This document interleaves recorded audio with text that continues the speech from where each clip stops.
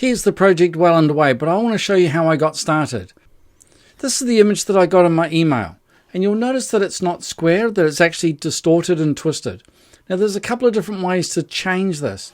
One of the ways of doing it is to use a photo editor, like I've got this with this Apple Photos. I'm going to use the crop.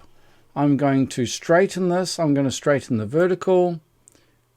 And you can see what I can do is I can get it just about square that way, but I also need to adjust the horizontal and get it there. So that's pretty good. And then I can save that, I can export that image, and then I can import that image into my Vectorworks. Now there is another way to do it, and that's to use Photoshop. So I can import the image. There it is there. And then I can use lens correction. I've already done this once. There it is there, but I'll show you how to do it. So I'm going to use my lens correction. So it's filter, lens correction, and here I want to go to custom. So I want to adjust the vertical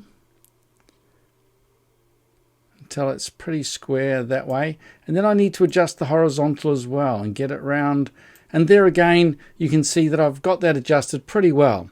So once I've done that, I need to click on the OK button. That'll save that. Now I need to save it as a PNG file. So File, Save a Copy, and I'm saving this not as a Photoshop but as a PNG.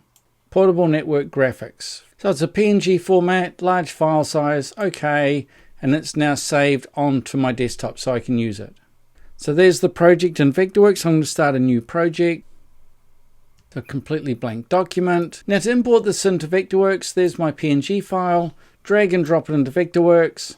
I'm just going to click OK, and there's my object, and now I can start to work on it. Stay tuned, there's another movie coming on how to get started from here on. I'm going to go through this again, show you how to scale it. So become a subscriber, then click on the icon so you get notified. Don't forget to give this movie a thumbs up if you enjoyed it. So thanks for watching. I love doing these tutorials where I show basic stuff. To me, you've got to get the basics right first.